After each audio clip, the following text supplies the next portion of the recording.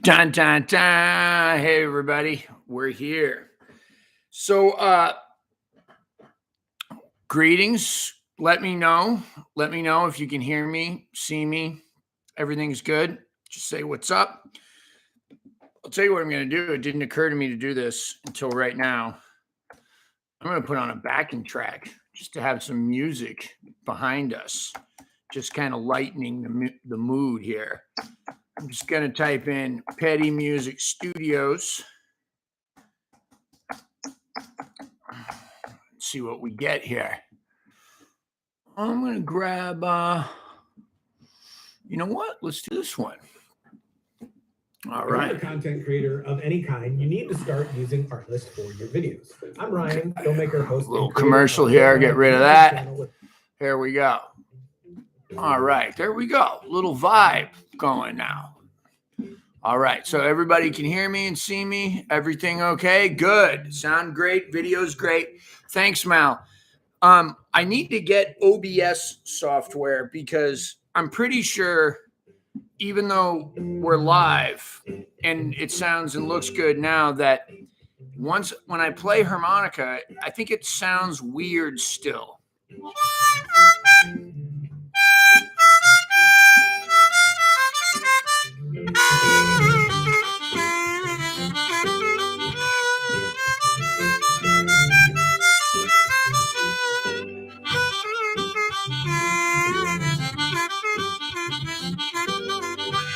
Yeah, so I don't know how it's going to sound, but yeah, some reason when I go live, it's always like, I don't know, it sounds a little weird.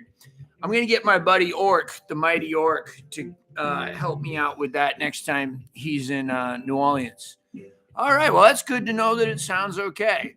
So, hey, look, everybody in general, hold your questions for about like maybe 15 minutes here or something while I'm going to go over to Patreon and I'm going to do the patrons only questions first that they submitted last night on short notice too. So Patreon patrons, thank you. The reason that we're live today is I was not feeling good for the beginning of Mardi Gras and had a busy week and had to teach. I actually had to take a couple of days off of teaching and then that piled on extra lessons. And I had time yesterday to make a video. And I just thought to myself, you know, it's been a long time since we've done like a Q&A. And I thought, so let's do that, right? I thought it might be good for you guys and good for the channel that we do that. And plus, I knew on Friday you're all expecting to see me anyway. So here we go over to Patreon. So the first question up is from Jason O'Sullivan. And this is exactly why we do this, right? Check this question out. Before I got clean and became a follower of Christ, I idolized Jim Morrison. Maybe even tried to copy him in my pursuit for destruction. Even now, I'd love to just sit and chat with him for a while, ask him some questions. Was there anyone you idolized, wanted to be, maybe dead and gone, whom you'd love to sit and chat with now in the flesh? Okay. All right. So, James, so first of all, I'm glad that you didn't copy perfectly Jim Morrison. Okay, because you're here. You're here now. Yeah, like, you know, everybody knows I've had troubles with drugs and alcohol over the years. Had some periods of sobriety and some periods of non-sobriety. And I can tell you right now that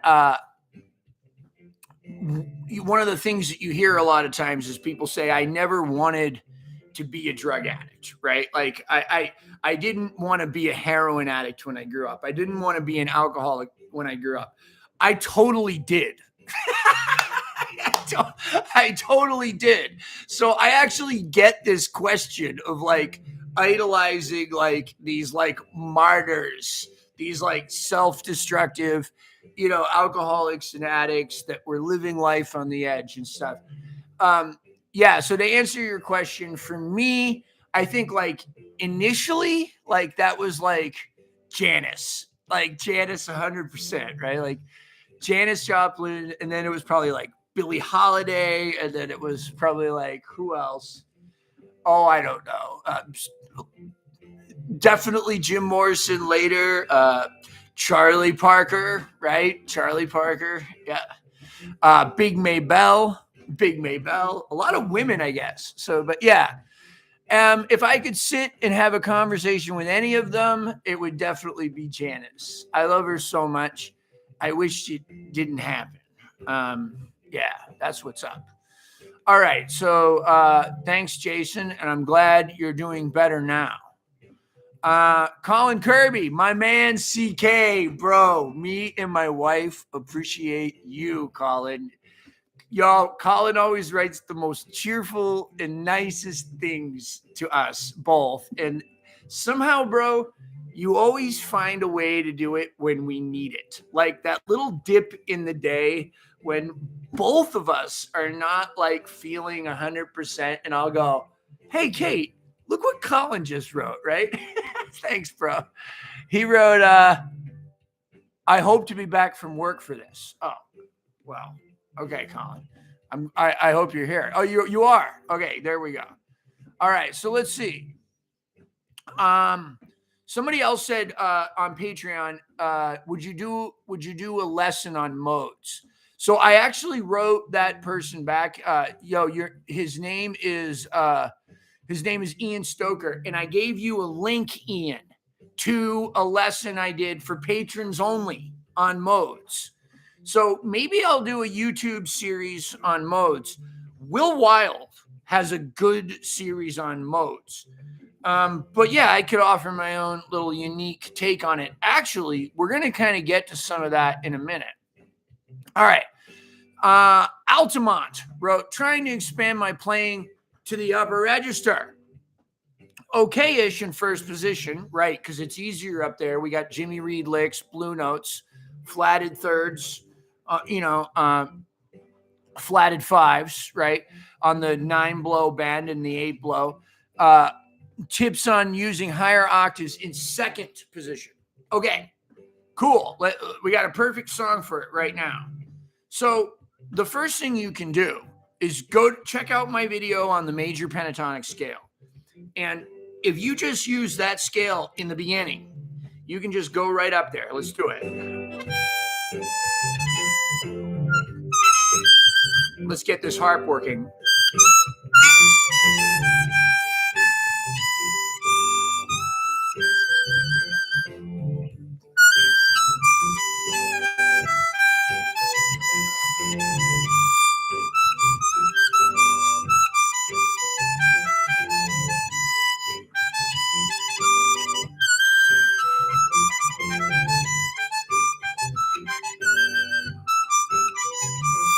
So I'm just using the major pentatonic scale. No bends, nothing.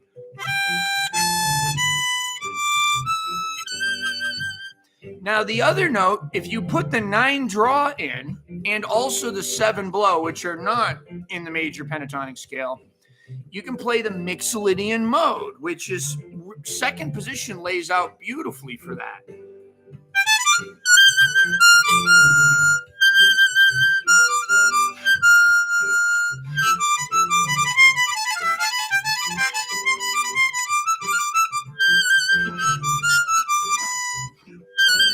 This harp's a little stuck. Let's try this one. This one is too. No. This one.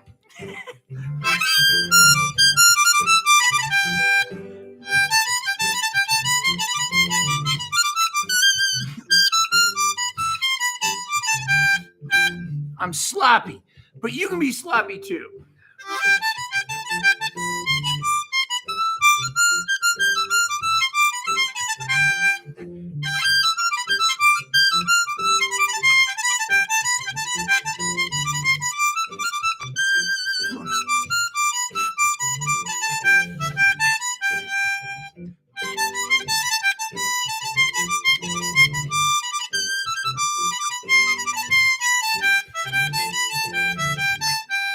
So basically, any of the draw and blow notes will work, and you'll get a bunch of notes that work great over seventh chords, which are in blues. So you are missing, though, the flatted third and the flatted five in second position, where you would get them as an overblow.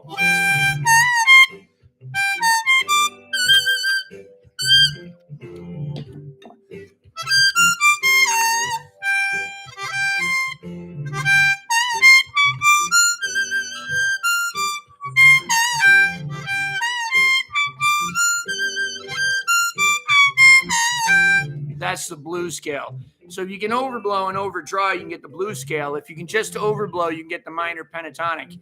If you can't do any, you can use all the Mixolydian stuff. And if you want to try something sort of harder, but in some ways easier because it's less notes, try the major pentatonic. Okay. Next question. That was a good one. Boy, I'm off today. I can feel it. Hi, Jason. I've been on this harp journey for nearly 2 years now, and I'm loving it. When I practice, I do scales, triplets, and the like, and also work on the occasional song. I'm following Tomlin's curriculum. Good. Do you have any tips for structuring my learning? I feel like I'm struggling to keep on a clear path forward and identify what to learn next. Okay, that was from Graham on my Patreon. Okay, Graham. So let's talk for a second. So check it out, man. I'm all about, learning more constantly and pushing yourself. But it's okay to find something that makes you happy musically and sit with that for a little while. Just stay there. And if that thing is a mode or one scale, or just trying to learn a little Walter song or whatever the heck that might be, buddy. Okay. When the internet, right? Like when I was coming up, I'm almost 50, guys.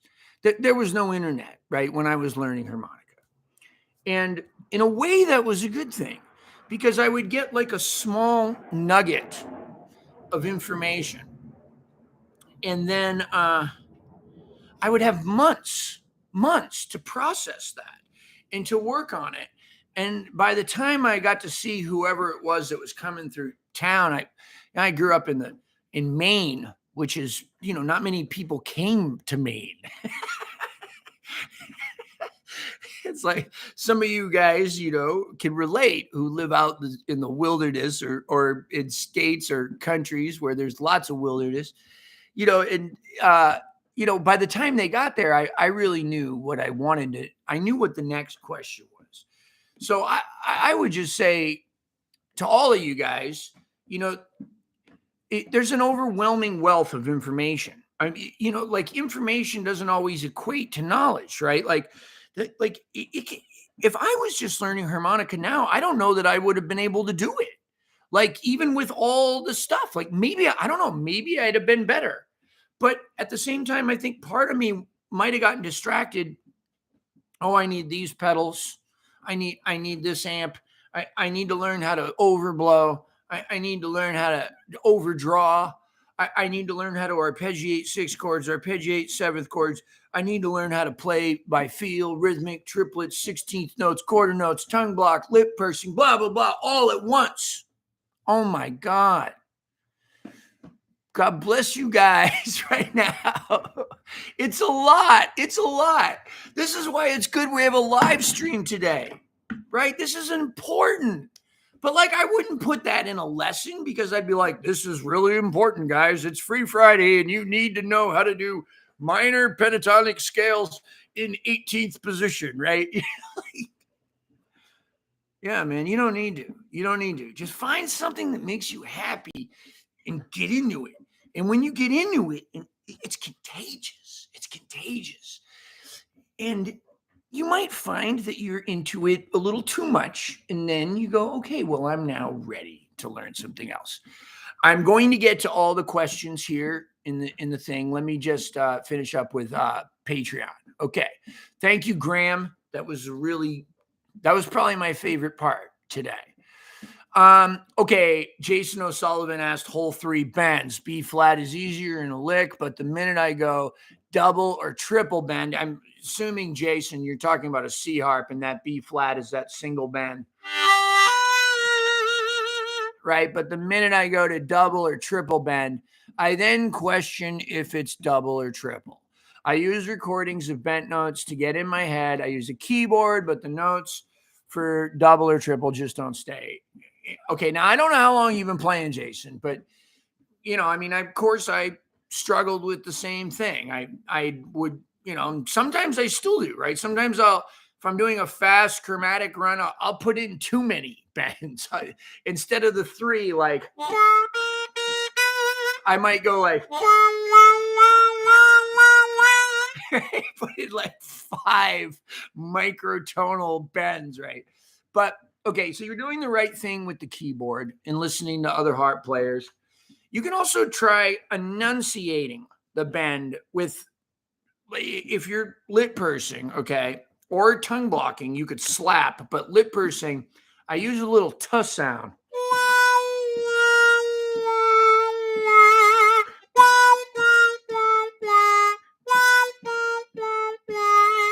Now, eventually it becomes like a little invisible fretboard. And as you start to play songs,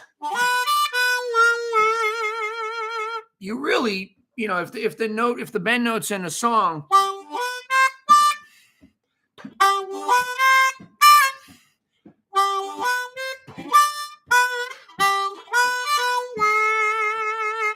your ear will tell you where it is. And if at first you're a little flat or a little sharp, you'll hear it and you'll get there. There's also this thing called the bendometer and the Harp Ninja. Now I don't know, I've used them before, not like I didn't have them on my computer, and I think you should talk to the community here.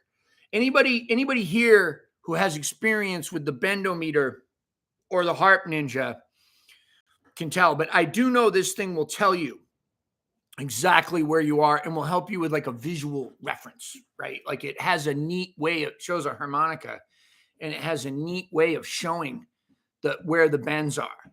But I think as you get used to using them in songs, you'll hear, like just like the first bend in Help Me.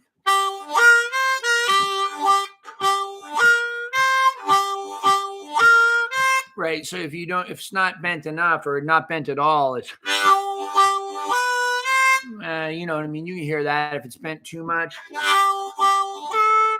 you can hear that too, right? And then like the double bend in The Saints Go Marching In, or in the major pentatonic scale, or a song like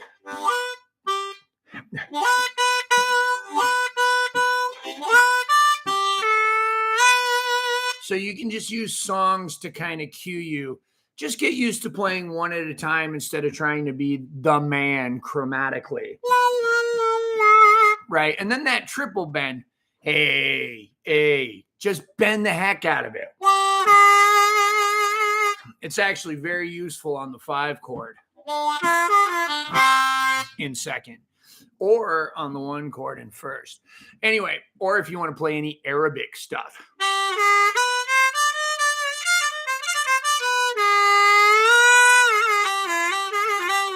Right? Okay. Anyway, Greg Mealy, how'd you get that sound on your fills in Feel Good Funk? Dun, dun, dun. Also, what chords is Joe playing during the song that sounds really nice? All right. So I wrote the words and the music, right? So I told Joe what chords to play. And this is how I did it, okay? So at the beginning of the song, I'm playing cross harp, and there's an octave pedal on there. Right? So that might help you with that. That might be the fills that you're talking about. So I played it on a B flat harmonica in third position. And the reason that I wanted to play Dorian primarily. I wanted the Dorian mode to be my center. So I had a B flat harmonica. So I wanted to pick two chords that related really well to all of the notes that I would be able to play on a B flat harmonica. So the first chord I chose, because I'm in third position, I chose C minor 7. Let me just arpeggiate a C7 chord.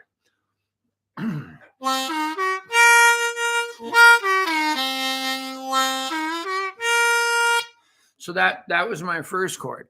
So then I wanted to pick another cool chord that would work. So I picked F7, not minor 7. Because in the Dorian mode, it has a minor third. But I didn't want to be bothered when the band went to F to have to bend 3, play an F7 minor. So I just left it as a straight F7. So here's C minor 7.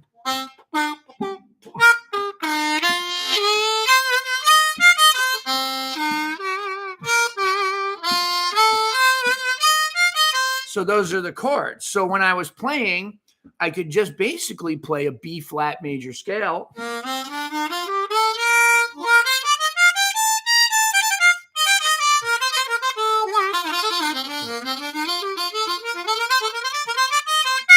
And put in all that blues stuff in third.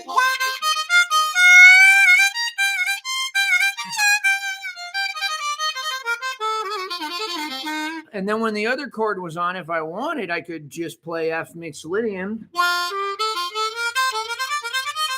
which is also just a B flat major scale. It's just starting on a different tone, but I don't even have to start on it. So that's an awesome question.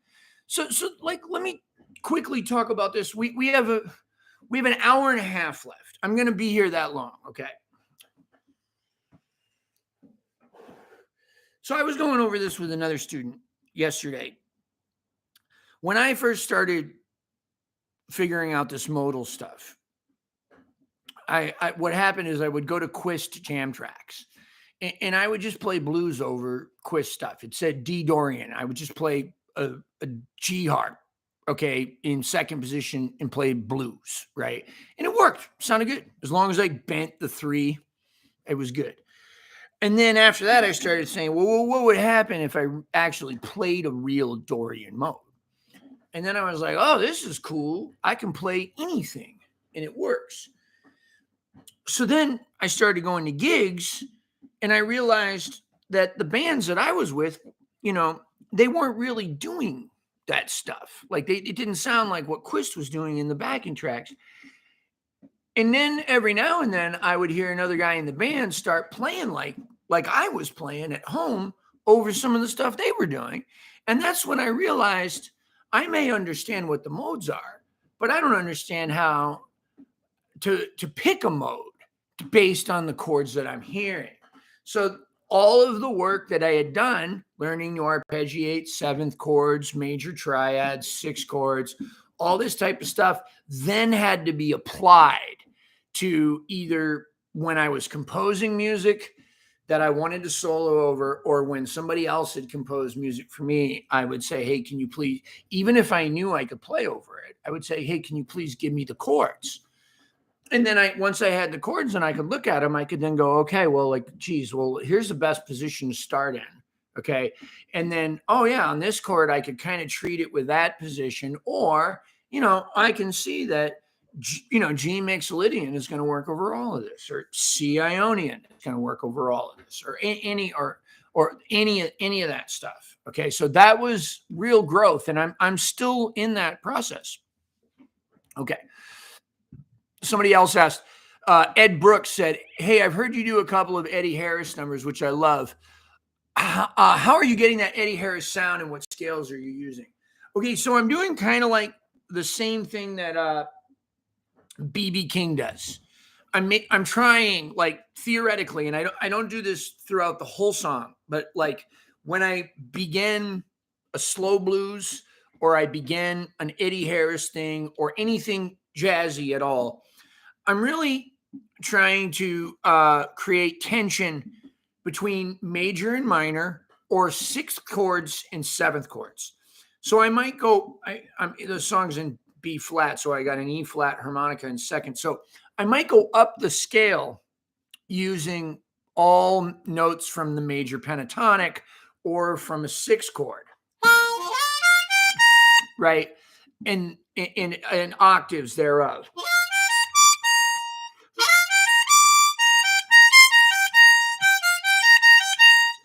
And then I might make one statement that way and then make one statement using notes from the blues scale. So the first I might play.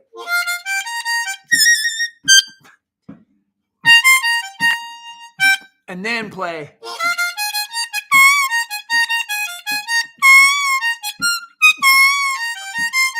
Back to major.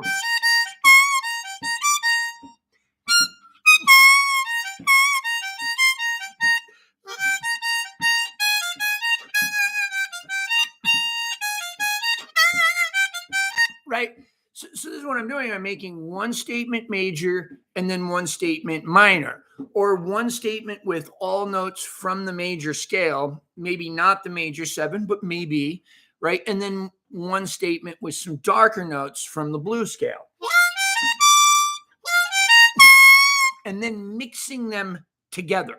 So I might separate them at first, major, minor. These are, generalizations. I'm just generalizing it, or sixth chord, seventh chord, flatted third, major third, flatted third. And then eventually I let them kind of just intermingle into a conversational kind of way. Okay. So that's what I heard B.B. King doing, and a lot of other blues players, not really harmonica players. I hear that in Butterfield on some of his stuff, particularly on the Drift and Blues thing, and that whole live album, 71. Lee Oscar, a little, I hear that too. But not really too many of the traditional harmonica guys did that. I think Adam Gusso does. He's certainly not a traditional harmonica guy. That's my main approach to music, is the tension between major and minor. That's actually a Gusso quote to describe blues music. And again, it's a generalization, right? But it has to do with playing things pretty and then saying something a little mean, and then balancing it out with something nice again, and then saying something a little mean. It's like if I didn't know Kate and I wanted to flirt with Kate, right? Like if I come up to her and I'm all nice all the time, like, oh, hey, how you doing? It's good to see you here again. And I hope you're having a good time. Hey, I'll just be over here, by the way. She might not think I like her, or she might not think I'm interesting, or because I got no edge. I got no edge, right? So I might start off with something nice, like say, hey, it's great to see you here. You sounded awesome the other night when you were singing. But I gotta tell you, man, you look good. You know what I mean? Like you gotta put a little bit of darkness in every now and then. A little bit of, ooh, what did you just say to me? Right? That's what music is. That's what conversation is. So this is one of the reasons why, like, when people are like, oh, I don't need to know theory, I just play from my heart. It's like, yo, bro, you want to play from your heart? Dude, learn a couple of little things, man, and you will really, really, really, really be able to express yourself. Like every complex emotion you have, melancholy, depression, anger, joy, sadness, I'm just okay. I want to kill myself. I want to save the world. Everything will come through. Listen to Charlie Parker. And what a beautiful story it was when you heard Charlie Parker tell it. All right. Next up, Ted Oliver. Why can I not play on my own? I'm a new player and do well playing along with someone else or backing tracks. However, when I try to play by myself, solo, no music, my notes are out of tune, my timing is off, and I can hardly remember a single lick that I have learned. Any suggestions? Ted, I don't know if you've seen them, but Bud, I got like 3 videos on this subject. There 3 that are titled on this subject: playing alone, playing without a band, maximizing rhythmic potential, all of this stuff. This is a big thing that I talk about regularly, all the time, okay? It's a big thing. So, you find a couple of root notes, okay? Three, just start with the blues, right? It's just not because blues is the best, but because it's the great American template, the great American canvas from which all music has been somewhat affected by. Okay. And learn to play just those 3 notes in time. 2, 3, 4. And don't be afraid to count. 2, 3, 4. I got whole videos on this. Check out the root note series and the playing alone series. And then 5, or the 4 draw, right? 4 blow.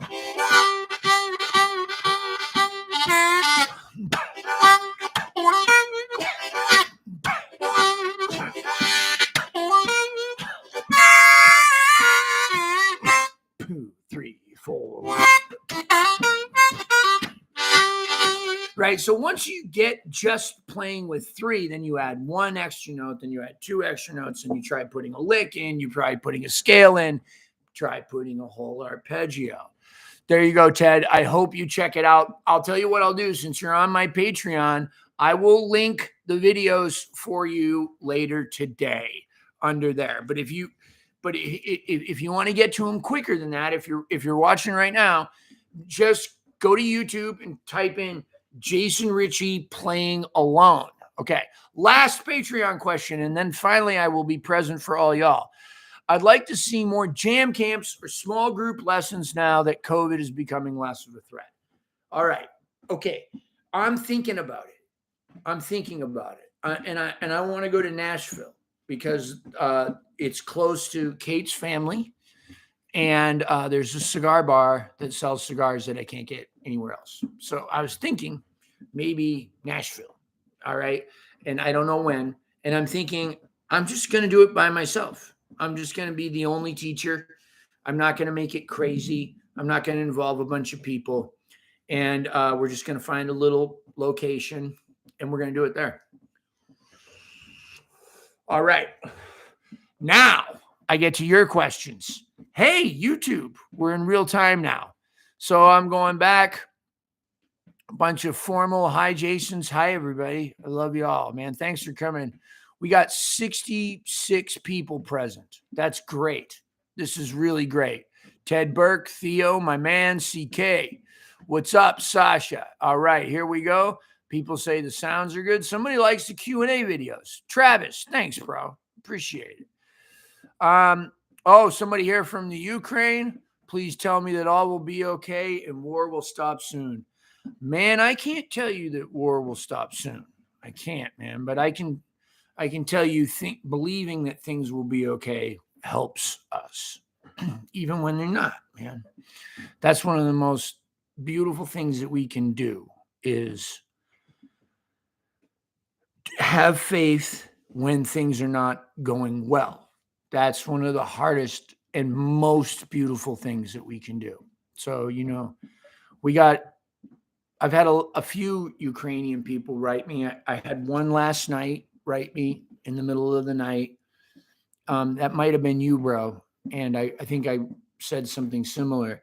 And we also have the very, very talented Konstantin Kolcheneko, who years ago I made a tribute video for. That's how much I think of his playing. Remarkable player from the Ukraine. Anyway, Seiji, my man, he says, I think the war will stop soon. That's what's up, Sage. That's what I'm talking about, bro. You're the best. Thanks for everything, Jason. Major inspiration. Appreciate it. Oh man, he said the dude said, I play my harp every day while bombs are falling on my city. Bro, you're amazing. You're amazing. Somebody wrote, Pete G in the house. What's up there, Pete? How you doing there, guy? He said, I'd love to chat with Jimi Hendrix. And he spelled Jimmy's name wrong. It's okay. I'd spell everything wrong too. Anyway, love you, Pete. Yeah, man. Chatting with Hendrix would be ridiculous. Hey, Jason, will you ever upload any play through of your songs with New Blood? Well, I mean, I can't upload the albums myself because there's still copyright. Thank you, Biko. Coffee. It's black, how I wanted it today.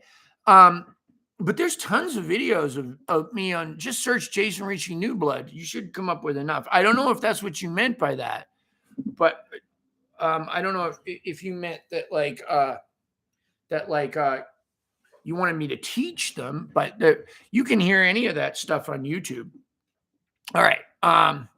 Like Shake or Snowflake, somebody wrote. Yeah. You can hear all the Snowflake stuff. You can hear live versions of it. And I also re-recorded some of those songs with the bad kind. All right. Hello from Romania. What is this? Can you take just a little Sonny Boy W2? Okay. Miss T, you want to hear? I'm not the best Sonny Boy guy. You know who's good is Rick Estrin.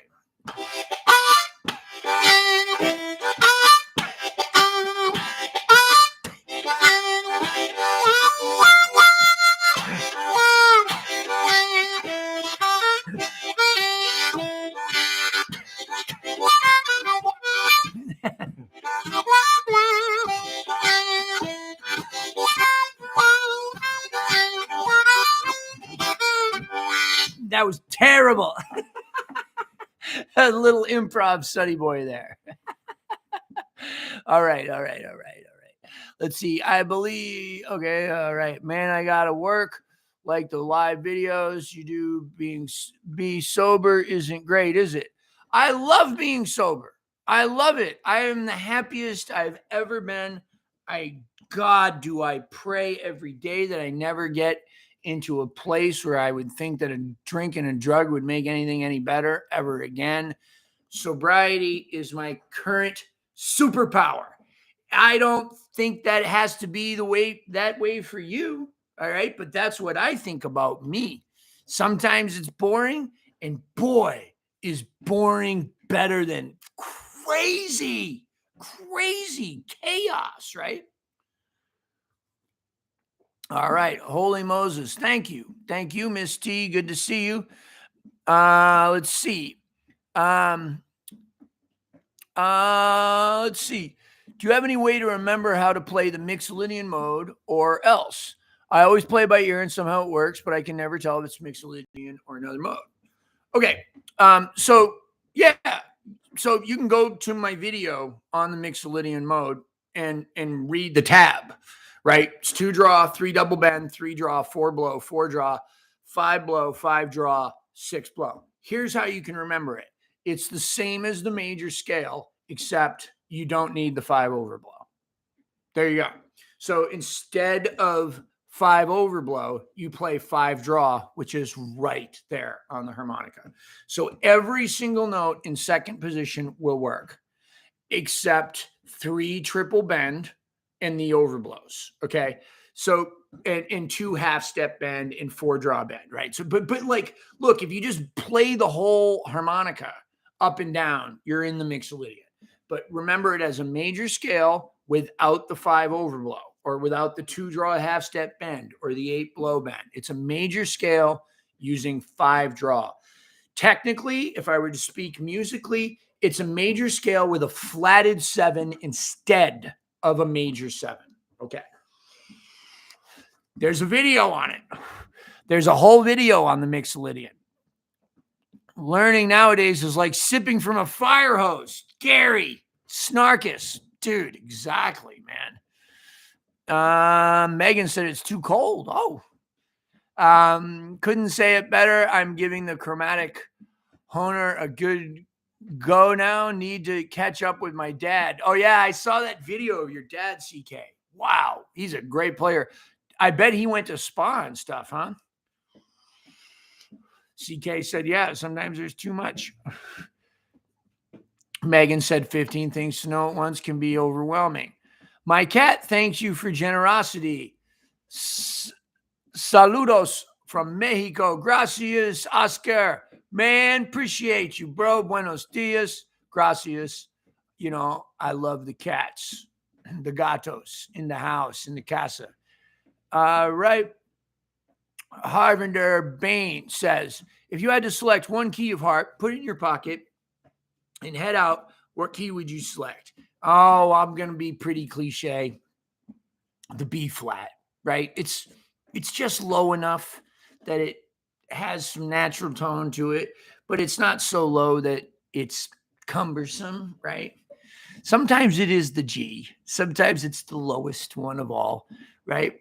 But I also like C because there's no sharps and flats. And as I learn more about music, I like the C because it's easier to think in. All right. I totally agree that info now is overwhelming. It is, man. It is. Y'all, man, y'all are great, man. Just showing up and trying stuff. Somebody said the Bendometer is good. Cool. You realize how you are when you start the Bendometer. Yeah, how bad you are. Yeah, man. Yeah. I use the Korg tuner to dial my bends in.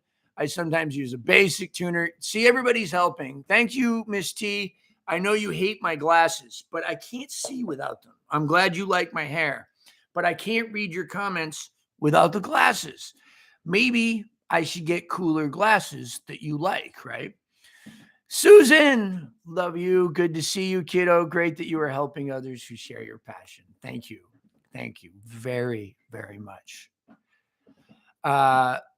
Big Hard Books and Classics. Hola, Jason, everyone. Portland, Oregon here. Hey, what's happening? My brother's in Washougal, just north of you. Used to live in Beaverton.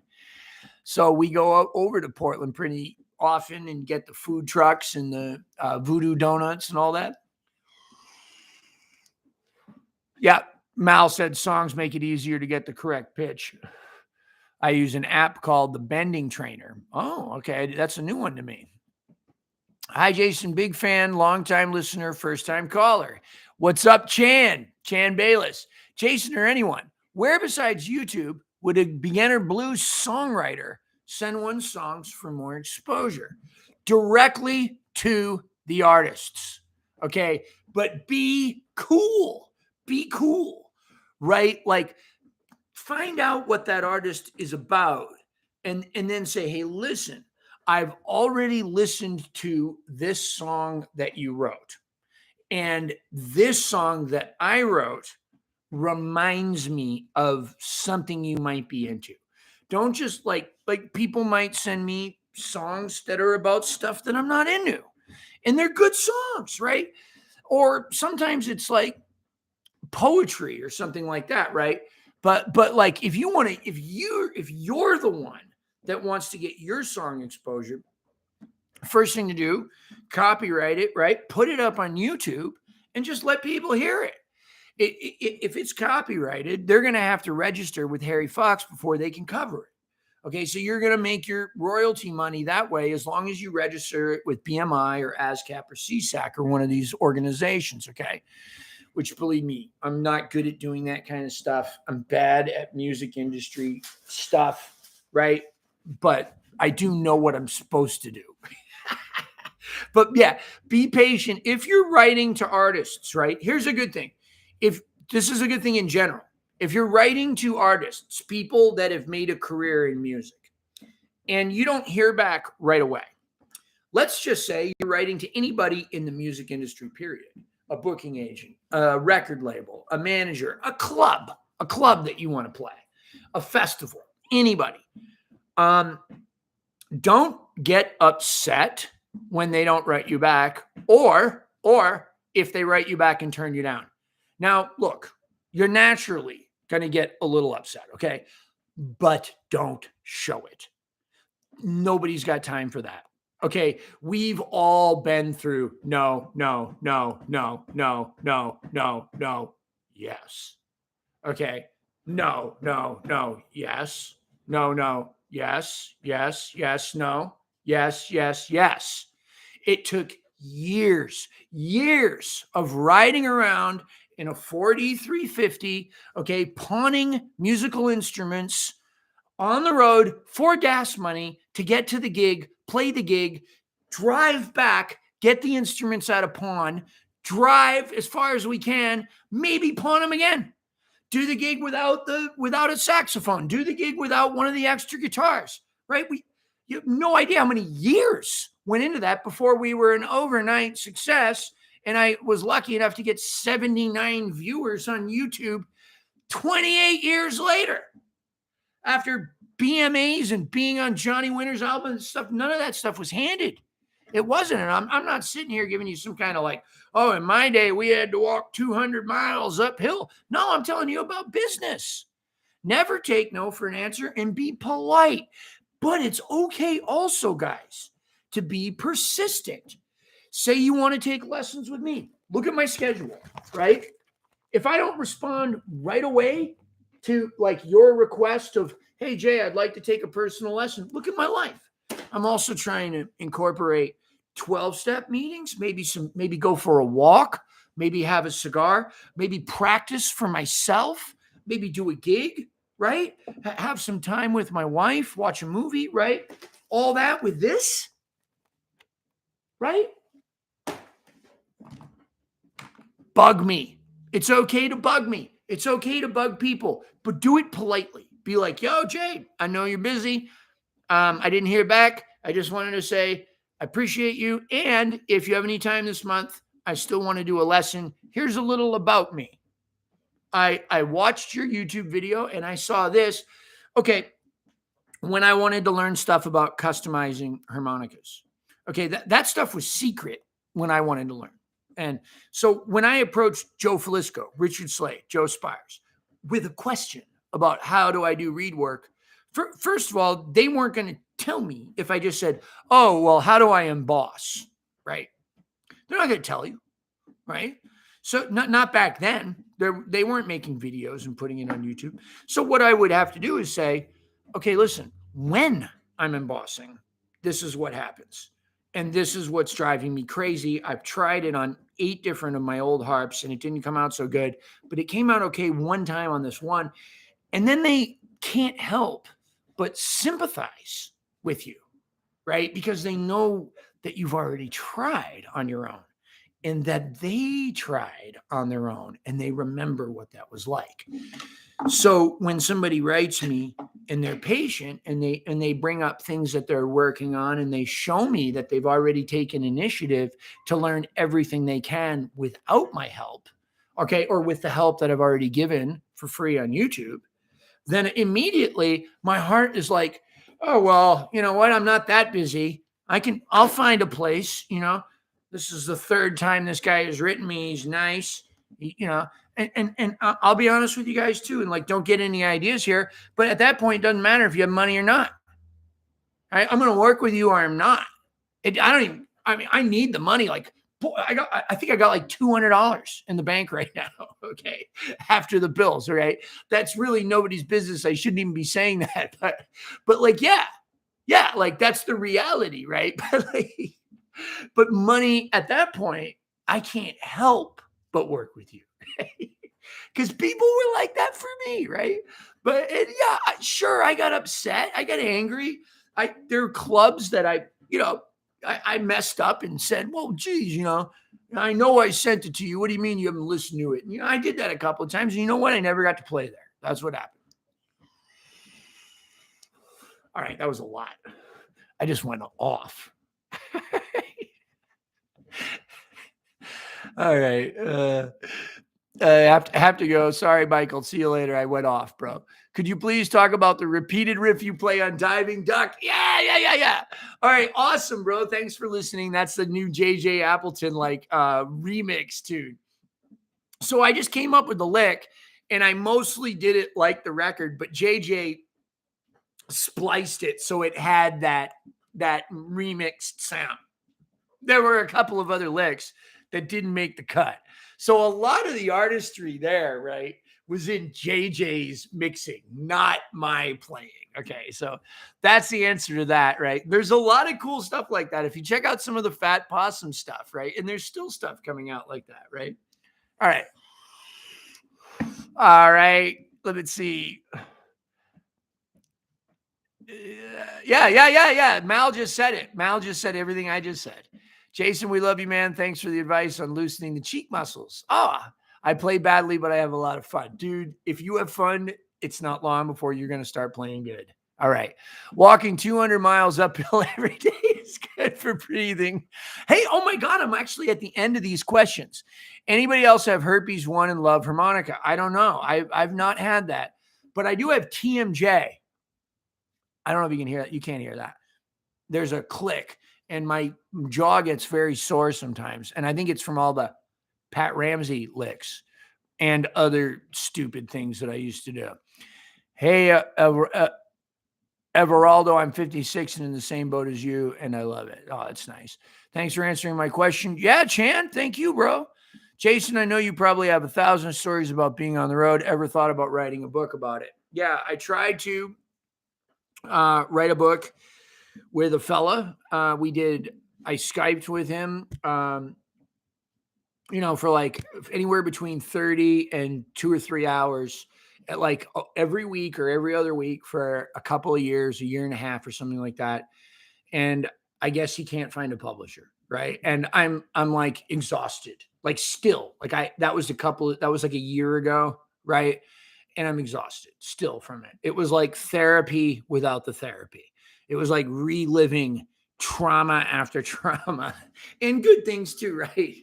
But, and having nothing come from it.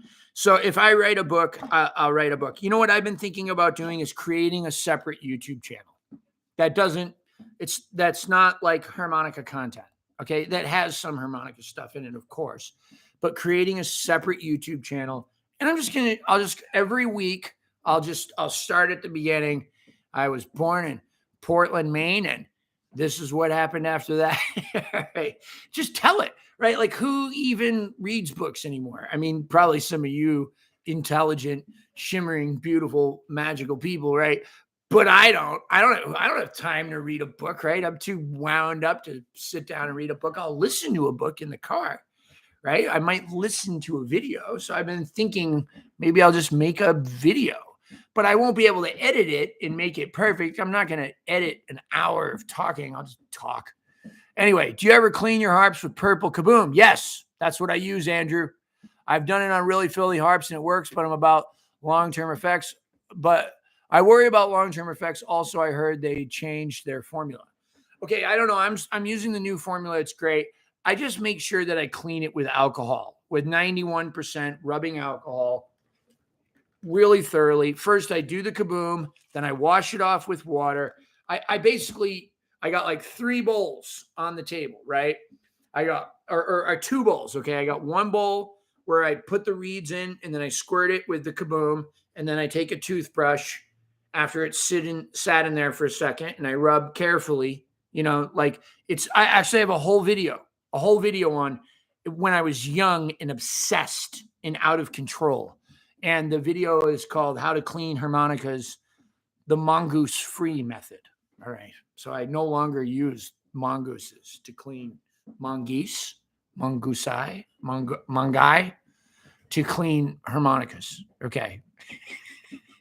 Then I go and wash them off in the sink, and then I drop them in the 91% alcohol and rub them with my fingers and get any of that residual kaboom off. And, I don't worry about long-term effects, but you know me, right? Anyway, speaking of that, why are you smoking that crap? It was only a little while. Check out the Al Simmons. Check out the John Hopkins study, the university on vaping. Okay. That's all I got to say, Al. Okay. So they've had 15 years to find something wrong with it. All of these other studies that were published, most of them were published by Philip Morris. A lot of them are right by a smoking company that didn't want people to stop buying cigarettes. My health has improved. My lungs test at 100% non-smoker right now. Okay. The only problem I have with this thing is it's addictive. And nicotine, if you already have cancer, can make it worse. And if you're going to have a kid, it can cause birth defects. Other than that, it's a harmless chemical. Other than that, it's addictive. I trust Johns Hopkins. I trust the way I feel. It is harm reduction. Of course, smoking nothing would be better, but I'm no longer smoking cigarettes. I'm no longer, any doctor will tell you, if you don't light something on fire and inhale it, it's better. Okay. Any doctor will tell you that even before they knew anything about these. You got to be sure that you use vape juice that's from a reputable, clean place. And all of them are mostly, right? There's some weirdos out there, right? But you can kind of tell, right? And anyway, look, it's harm reduction, man. It's harm reduction. I quit drugs. I quit alcohol. I don't smoke any weed. Okay. I don't pop any pills. Okay. I try to eat good. And yeah, I got a little nicotine addiction. I also smoke cigars and I don't inhale. Cigars increase your chance of cancer by 2%. It's also a risk I'm willing to take, right? I really enjoy the quiet time. I really enjoy the sort of meditation. I turn the phone off. If the phone is on, it's playing music or it's playing Joyce Myers. I'm thinking, I'm contemplating, I'm gauging how I'm doing. I'm reducing stress. Additionally, most nicotine in cigars, most cigars, not all, has been fermented out. You're not inhaling. Sure, you have a 2% chance higher of getting mouth cancer. Okay. But anyway, Al, that's why I'm smoking that crap. All right. Yeah, it's addictive and it's not as bad as cigarettes. I hope it doesn't piss you off too much. I can't sit and read, puts me to sleep. Yeah, K-Rock, that's what I'm talking about. I'm out in 2 minutes, man. I've got a lot of Harp videos on my channel, by the way. Oh, I lost it. Hold on. By the way, I call myself an intermediate Harp player. Big Hard Books and Classics, I actually went to your channel last night and looked at some of your stuff.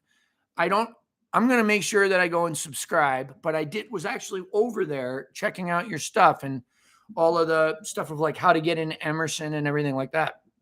Very interesting. Throw that vape in the trash. Your lungs belong to your fans. LOL. All right. Yeah, Al. Okay. Right. Yeah. I just told you I tested 100%. Bring it up with Johns Hopkins, man. Bring it up with them. Okay. Bring it up with the experts. 15 years. They can't find one adverse side effect, right? 15 years. Okay. I clean myself with alcohol and clearly play much better. What do you think of Long Tenji's newbie harmonica? I don't know what that is. I don't know. Sorry. Vape is now recommended by the UK Health Organization and government, CK. Harm reduction, baby, right?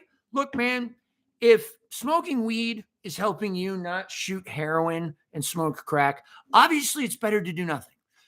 But if you're smoking weed, right, there's tar in weed, right? There's not been long-term studies on the effects that weed cause. But we know that if you smoke weed, you're less likely to die, okay, than if you're smoking crack or heroin, right? Or shooting dope, whatever. Right? We make choices. Let me tell you something, right? Al Simmons, bro, I'm going to pick on you right now. Okay. Back when I was touring, okay, 300 days a year. That's what I did from 2000 until 2010. Okay. After that, I went down to like 150. All right. I did some time in jail where I didn't do any. Okay. So, and then COVID, right? Okay. 300 days a year. I'm spending anywhere between 3 to 38 hours in a row in a Ford E350 van, tons and tons of metal barreling down the highway. Okay. Now, how many cars do you think I passed every day? Now, I'm driving to this gig to do this show, right? And I got a whole van full of guys, 4 or 5 guys. All right. And I'm trusting that every one of those cars is not going to veer over 7 inches, 8 inches, a foot and a half. It's going to take a text that one of them's drunk, that he fell asleep, right? Or that I'm not going to fall asleep. I'm not going to adjust the radio, right? I'm not going to get distracted for a second.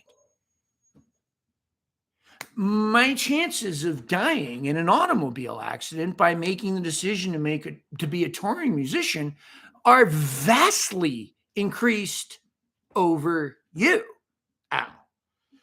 Okay, so, but nobody ever said, Jason, stop touring. You might get into a car accident, even though I lost many friends. There were many. That Bobby Rush's bus got in an accident. A few people in that band died. Okay, there were other bands. There were other deaths, right? Like that I can't recall right off the top of my head. I'm trying to think of his name. A guy from New York, guitar player, great guitar player. But yeah, there were lots of accidents. Vans smashed into telephone poles. Every day we take risks. And yeah, we don't need to take unnecessary risks. I don't need to vape, right? But I also don't need to drive. Do I? Right? But yeah, it's just me, man. Look, I have to live my life, okay? And yeah, I'm gonna make some mistakes. And yeah, the main reason I'd like to get off of the vaping is it's just annoying. It's like, and it's dorky. It's dorky. It's really geeky. All right. Anyway, enough about that. Al, you just got so much of my time. Clearly, you pushed a button. Vape is now. Oh yeah. Okay. Can't tell you how many small things I've learned over the years from you, man. Jared, it's great to see you. You're a phenomenal player, and I miss you. And your mom's awesome too. Tin sandwich with hobo munchie. I play much better when I'm rehearsed. Sometimes at church, I get the music right before worship, and it gets rocky. Any suggestions on winging it? Your channel is the best. You mean by winging it, like improvising or just getting through the gig? Look like you're having fun. That helps. Anyway, does the vape ever set off smoke detectors? Say in Jazz Alley or the condos? Scott Kramer. No, that wasn't me, bro. That wasn't me. But you know what it was? It was the mist from the shower, right? And then when I got off of the stage at Jazz Alley, I was so hot, right? Like physically and artistically, that the steam from my body is what set off the smoke detector at Jazz Alley and in the condos. And also it's because in the Northwest, you guys are so wimpy that you set your smoke detectors where anything can set them off, because you guys are the wimpiest people, right? Seahawks. Anyway. Let's see. All right. Let's see. So, nicotine Karens. Al, it's okay. Don't let them jump on you just because. Anyway, but yeah, it's ridiculous. It's funny, like if I was smoking a joint right now, which contains the same amount of tar as a pack of cigarettes, you guys would be like, yeah, spark it up, Jay, right? But the second I do something that they basically can't find anything wrong with, that it's a problem, because we've read about popcorn lung on a study funded by Philip Morris or Chantix, right? All right. Anyway, oh my God, I would delete all of this from the replay. Somebody wrote, Andrew wrote, I had smoked cigarettes. All right, I'm not talking. No more smoking talk. All right. I'm not doing it anymore. Busking advice. Yes, I got one for you. Ron B. Find a groove. It doesn't matter how much fancy stuff you play. They'll put money in your bucket if you find a groove. Get something simple. Like check out some of that Satan and Adam stuff.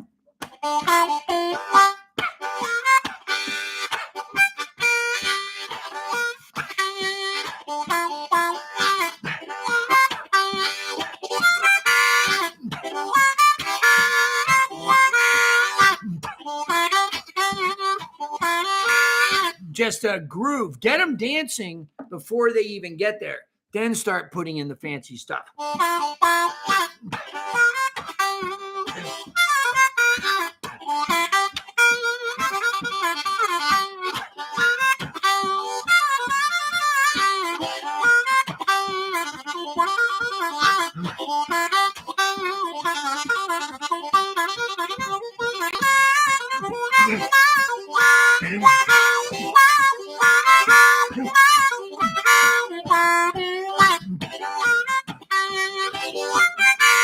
And come on back. Yeah, man. In fact, you play well. I'm not smoking out. It's vaping. Okay. No more smoking. All right. And I just told you. I just told you. I tested my lungs. I go to the doctor. I tell the doctor. He goes, "Are you a smoker?" I said, "No." They give me a test of my lung capacity. It's 99 point something percent, which is the same as any healthy non-smoker. So I test better than unhealthy non-smokers. Okay. So last thing I'm going to say. Busking stories. Yeah, I got a million of them. Like, I got punched in the face one time while busking. Somebody just came up and hit me in the face. And it was a girl, a tough girl too. Just punched me right in the face. Well, what was I going to do? Right? I just had to take a punch to the face.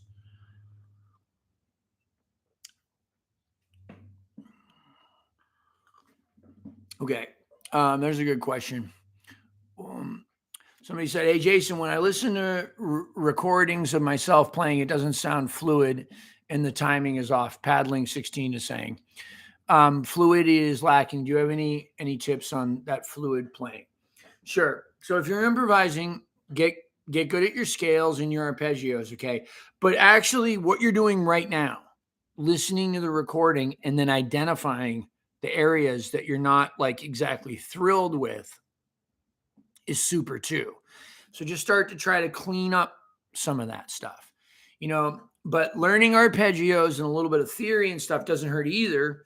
You don't need it, but it will excel the process because you'll know which notes to hang on and which notes maybe are not so powerful over certain chords. I've been jamming along with Rhythm Willie tunes for the last 2 or 3 years and have a ball doing so. Breathtaking Blues in 4th position was a very fun challenge. Well, the whiz, I'm going to have to listen to that. Is Breathtaking Blues is the name of a Rhythm Willie tune in 4th position? I will check that out. All right. Let me see. Yeah, I'm not doing any more vapor or smoking questions. Let's see. But that's because she liked me. Somebody said, "Yeah, punched in the face, man." Yeah, man. Yeah, for no reason, man. Just bang, right? I probably said something dumb. Anyway, any tips for going from playing existing songs to improvising and songwriting?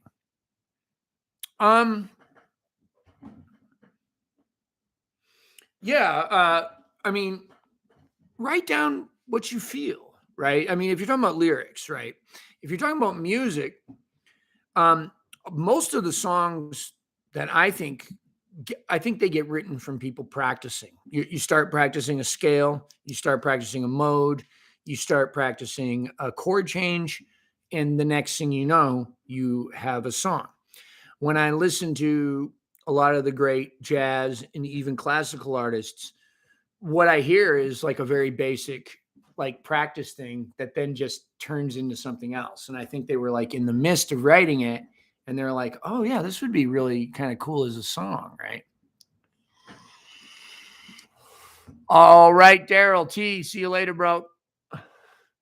Jason, in your opinion, what is a really good playing out of the box harmonica? I'm playing a Hohner crossover key of A. I think that's a great out of the box harmonica. I think the golden melodies are good too. Special 20s. Yeah. This is an out of the box harmonica other than it has a Tom Halchek comb on it.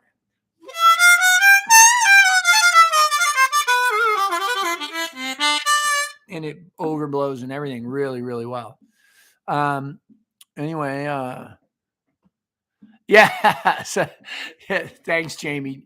Jamie Thomas Aguilar. Yeah, I hear you, bro. Yeah. Been practicing that Hendrix sound and moving harp back and forth really fast and getting this alien sound. I also play upside down and try it out. Yeah, you can do that trill like.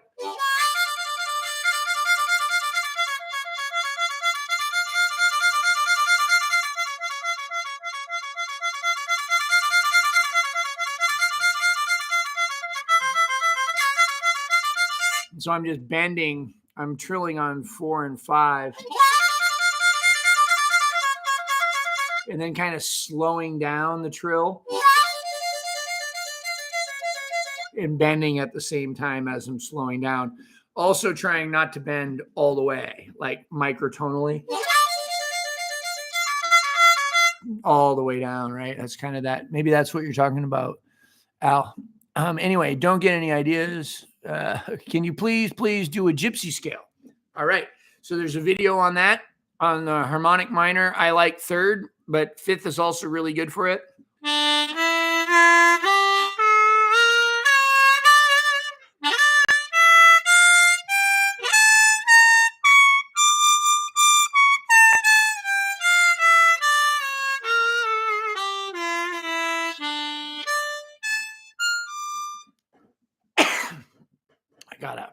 I cleaned this yesterday, and I got a little residual ferret shooting into my throat.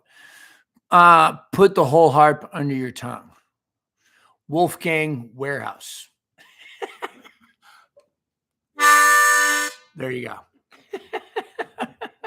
Wolfgang Warehouse, the power of the L, ladies and gentlemen, right here.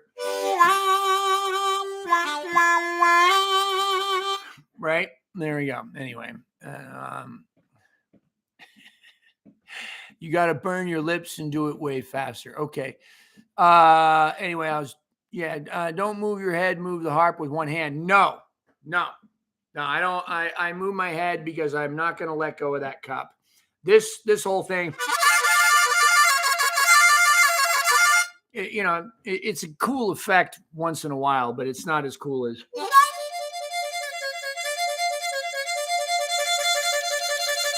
I can do that just as fast. But this whole business sounds stupid, man. That's some hack stuff. Sorry, bro. Just my opinion. What's the weirdest genre you have ever played with? Like, have you ever played with a hip hop group or death metal or anything? Good question, Andrew. Shucks. I don't know. Probably like some of that Tex-Mex stuff for me is kind of hard. I've never played a Will Wild tuned harmonica. I'm not crazy about tuned harmonicas, but I sure like the way Will plays them. Yeah. Anyway, Al Simmons. Yeah. Thanks for having a sense of humor, bro. I appreciate it. Junior Wells made it cool and stuff. But I mean, you look, man, I'm holding the mic, right? Most of the time. All right. And the last thing I want to do is let go of that, lose all that bass and compression just to get some wild thing, right? Maybe once in a night it would be good, but I'm just going to. And I got control over the tone and stuff. I think it's better, man. All them old blues guys did it that way, but that's me. I'm Italian too, Al. That's how you know how to give a hard time, bro, and you can still laugh about it, right? And we got thick skin because that's what we do at the dinner table, isn't it? All right, y'all. Man, I'm all caught up. I didn't think I would be. We got 74 viewers. I'm not going to turn it in now. I'll just stay caught up on the questions. Let's put some music back on, right?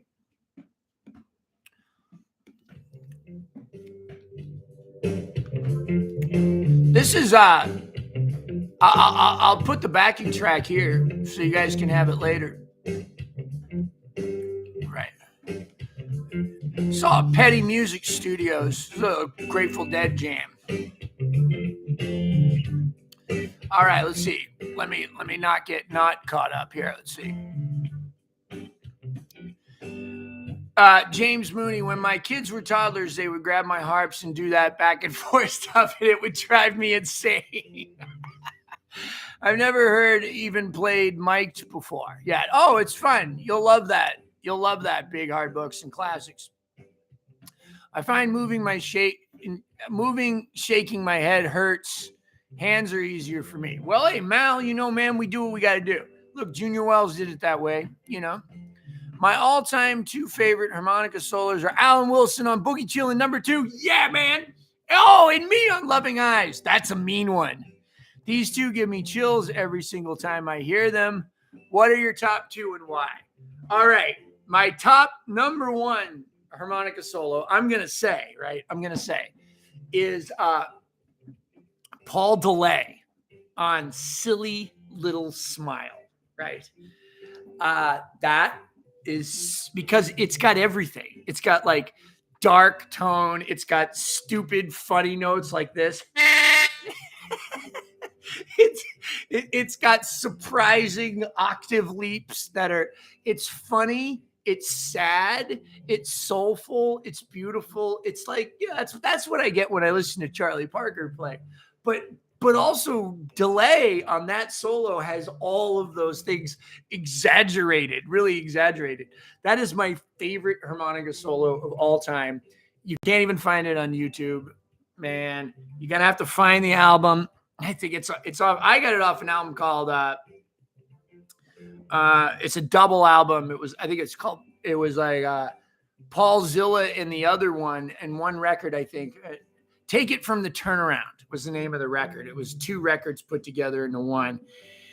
Silly Smile. Silly Little Smile, Silly Smile, Paul DeLay. And then after that, probably Howard on Seresta. Right, that solo on Seresta is so pretty. Right, it's so beautiful. Yeah, I don't know. There's so many good ones, man. But those are 2 off the top of my head that come right on. And that Alan Wilson one, boy, is that one something, man. That is a mean solo. Yeah, Gary China Cat, Jared Weber. Best tips for mediated practice: short, focus. Find something, do it for 20 minutes. Do only that. Don't let yourself deviate. Great dead tune on the C Harp. Yep. My Caprice is awesome. Okay, so somebody was asking about how do you write original music? Caprice in C minor started off as me just learning how to arpeggiate chords on the harmonica. And then it turned into a song that I just thought was good enough to put on something. How do you feel about the harmonica solo on Gorilla Biscuits? Start Today. I don't know that. I don't know that song. Oh, somebody left me a message on Facebook. I'll check it out. Long time running is great. Easy pay solo on a C Harp. The rad thing about vape. Oh, no, we're not going to do the vapes thing, but busking tip, get a good Bluetooth speaker for jamming with your YouTube tracks. You could do that. I guess I'm kind of a purist. I want to go out there alone, right? But it would be kind of cool. I'd probably make more money with the Bluetooth speaker. You're right, bro. Jason, if you knew how much I smoke, you would be crying. What? Al? Is that what you say? You're going to say that to me after all that? You gave me all that hard time? Oh, man, bro. You need to stop trolling on my channel. You take it away from valuable musical and life harp content to give me a hard time. Man, you're wrong, man. You're wrong for that. Do you play any tunes that require multiple key harps? Yes, Gary. I ran into that. I was in a B on the new album with Joe Crown, City Country City, which, by the way, you should all get that record. And I'm not saying that because I'm trying to make money. I'm telling you that is the best work that I've done. I know there's a lot of new blood fans out there that like all that heavy hitting, fast stuff. This is the most mature, musically close to my heart music that I've ever made in my life. And anyway, so the song Mama Told Me, I play the bridge on a B harp. So the song's in B flat, okay, and then it moves up a half step. So I could play that on an E flat harmonica, but it sounded bad. It didn't sound good. Okay, so I switch harps in that song, and it's easier. And even Howard does it sometimes, right? But, in the end, we go for what sounds the best. So if you're playing a tuned harmonica and you think the tuned harmonica sounds best, well, then that's what's up, right? Like, don't listen to what Jason has to say about it, right? Just because Jason doesn't do it. Okay. How do I know when to play in second or third position? What songs to look out for to play with? Is it just listening to what sounds good? Okay. Great question, Anthony. Okay. So, yeah, man, once you start getting into the positions, you'll realize, okay, I want to play in third position because I want to use a lower key harmonica, or it's easier for me in this particular scenario to get a minor kind of sound. All right. So if that might be one of the decision-making things. Or you might just think, well, it's really straight blues and it's fast and I want to be able to fly around the bottom octave. So I'm going to use second a little more. Right. Anyway, the more you get into the positions, the more you'll realize, oh yeah, I like this one for that and this one for that, stuff like that. In the beginning, I mean, I think it's safe to say that, third position is good for playing in minor keys, but it can also be really good for playing in major keys too.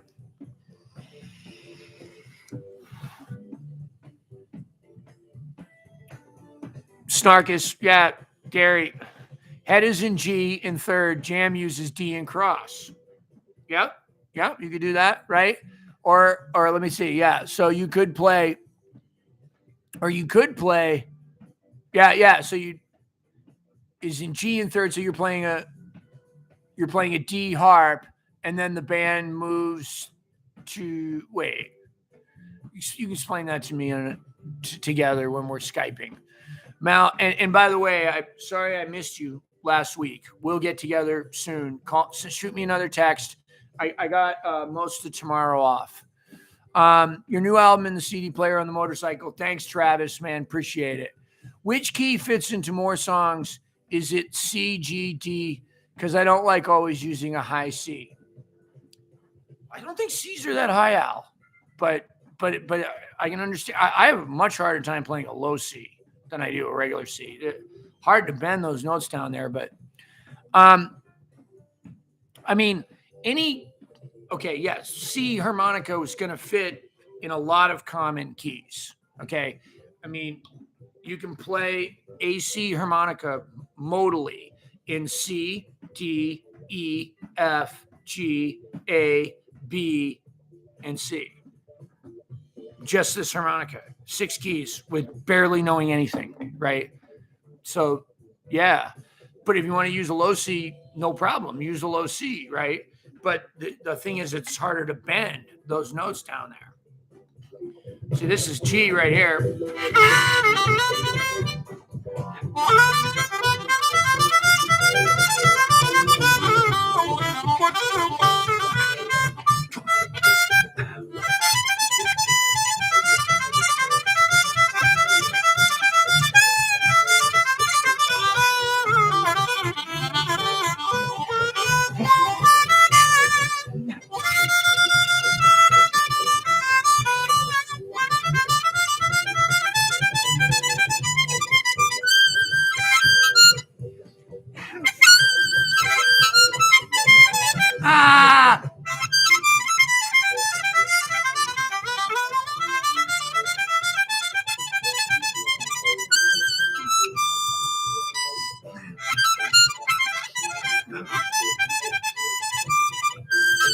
This harp is sticky. I'm blaming the harp. Fact is, I'm off today. Some days you're just off, so you got to work harder. You gotta warm up longer on days where you're off. It's like a football player. Some days you're just off. Dan Aykroyd, aka Elwood, does the head shaking thing to the max. Okay, look, I don't want to say anything bad about anybody, but if you want to look for harmonica players, okay, look for professional harmonica players. Okay, like I'm not saying anything. I don't want to say anything bad about anybody, but look at Little Walter. Look at James Cotton. Look at Kim Wilson.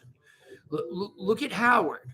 Look at anybody, basically. Okay, and see how they're doing it. All right. Let's see. I was playing first and second and third before I even knew what positions are. Yes, right. That can happen. Absolutely. I have students all the time come to me killing it, and they don't even know what position they're in. Which blues site chat rooms do you recommend? modernbluesharmonica.com. Adam Gussos is the best area to get real responses. Of course, on Facebook, I also go to the Modern Blues Harmonica chat page. But if you want direct answers, go to the modernblues.com, modernbluesharmonica.com. I don't go there enough anymore. I need to start doing there. I feel weird promoting my stuff there. I feel like I'm pushing it. But I should go and participate, and then maybe I wouldn't feel so weird, right? If I was actually giving back a little more. Rick said, not fade away. Brian Jones uses 2 harps. One of the bands I sit in with on the first, I tried to switch harps in A and D, and the guitar player said, stick with the A. Any comments? I don't know. I'd have to listen to the song, Rick. I don't know. Maybe. Why don't you enable Super Chat for donations? Oh, I didn't even know how to do that. Man. If y'all want to send donations, you can send donations. Here's my email too. If you want to just say what's up and give me a video idea, I normally only give that out to patrons. JasonRicci1@gmail.com. That's also my PayPal. Anyway, but thank you very much, Matija. I appreciate it. Willie Dixon gets slept on. I play with him the most. Yeah, you're right. Willie's the man. Let's see what else we got here. Did I miss anything?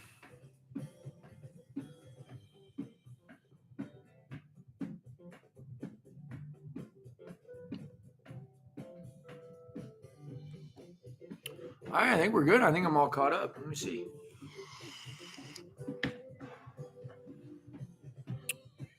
Any of you guys play Me and My Uncle? Can't seem to find a harp in that position that sounds right. I don't know. CK, see you in Trossingen. See you there, baby. Hey, bro, can you switch, please, to Patreon questions? There's a question about 6th position. Yeah, let me go over to there. Let me refresh the page. I don't play in 6, so I don't even know. I wish I could help you. Can I mix single notes and chords? Yes. How can I do that without losing the groove? That's what Melanie asked. So you could start off with something like this, like right over here.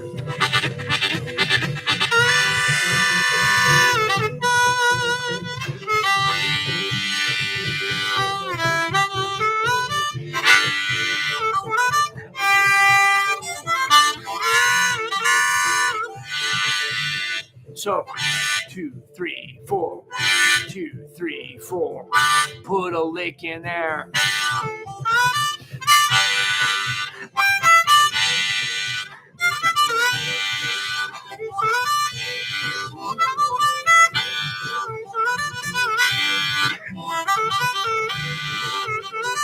All right, that's Melanie's question. Doomlight the Drone. Hey, Jason, how are you? I want to say thank you for your every lesson there. Extremely valuable. I also want to know about 6th position. There it is. First, how can we use it in blues? The diminished chord. Second, I found the scale for this position, and it sounds a bit strange. It's not a major scale, not a minor scale, not a diminished scale. I don't know. Perhaps you can help to figure out what it is. 3. Oh, so it starts on 3 draw, 4 draw, 5 blow, 5 draw. All right, so let's see. This song is in G, so I'd have to find a harp where 3 draw. Let's see. I got this little chart here from Richard Slay. I'm going to cheat and use it. Someone's going to give me a hard time about not knowing my circle of fifths. A flat. All right, let me go back. The song just ended. Let me try 6th position over this.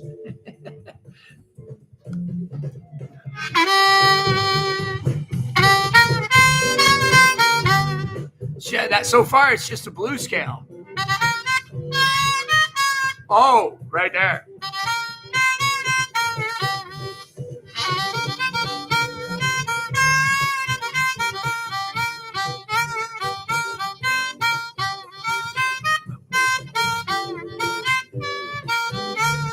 I'm trying new stuff.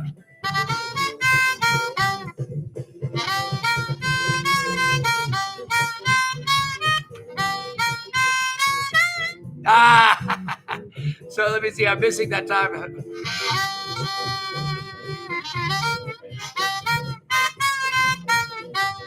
So hey, there you go. I learned something new from you. Doomlight in the drone. Yeah, man. Hey, Jason, will you ever upload a playthrough breakdown of your New Blood band like Snowflakes? Also, I love your Jason solo with Lowrider by War Influencers. Just break down how Shake Your Hips runs, especially beginning. Okay, let me talk about that. Like breaking down even my music or other people's music, okay, on YouTube. Copyright infringement. They will flag my channel. Right now, sometimes I can get away with it if I contest it and I fight it and say it's educational, it's for the point, it's what's the word? There's a word. There's a thing that you claim. Fair use, and you say, look, I'm not playing it to make money off of it. I'm teaching it, and sometimes they will let it fly. But if they don't, okay, they flag your channel. Now, this YouTube channel is very important to me, okay? And it's also important to a lot of you. And if I've gotten a couple of these flags for playing my own music on YouTube, because BMI and my record company and all of these people, they don't always communicate. Now, sometimes with my own music, if I have a record company like the one I have now that's doing a good job, I can write them and be like, hey, listen, in 60 days, I'm going to publish this video. So I record the video and then I put it unlisted, okay? And then YouTube flags it, and then I can test it. And then they go to my record company, and then my record company goes, oh, yeah, we gave him permission. And then I share the profits of the video, which is like dividing $30 in half, right? Now, I can't even do that. Those Al Wilson videos, if you notice, they're not monetized. And my channel was also flagged for those videos. I took the flags to leave those videos up. But that means that if I get more flags, I'm in trouble. Okay, so that's one of the reasons why, okay, you don't see me breaking down, or other YouTubers breaking down other stuff. Now, sometimes when I cover a song, even though I'm playing it, but I'm using like a backing track or whatever, okay, they'll allow me to share the profits with the artist, okay? Now, when they do that, I'll put it up because it's not about the money. I'm just trying to get it out there, right? But to answer your question, it's a big pain in the butt. All right. Let me go back to Patreon. Anyway, so if you are doing tongue blocking and switching from chord to single notes, do you block all three holes and then block only one? Reason for blocking all three is building pressure for chord. That's from Matija. So I block 3 to get triple hole octaves. That's me. I block 1 or 2 holes to get only a single note or an octave where it takes only a 2-hole block. I don't get much into the complicated tongue blocking stuff. Somebody asked me, how do I feel about acid blue cigars? I'm not a fan of flavored cigars. Just going to say right now. Just finishing Margie Goldsmith's book, Harmonica Masters. She wrote a nice thing. Oh, that's nice. Have you tried Harp Guru app? Nope. Somebody wrote, I heard your babies will be born naked if you vape. Oh, man, Jim. Totally. All right. Let's see. Let's keep going. All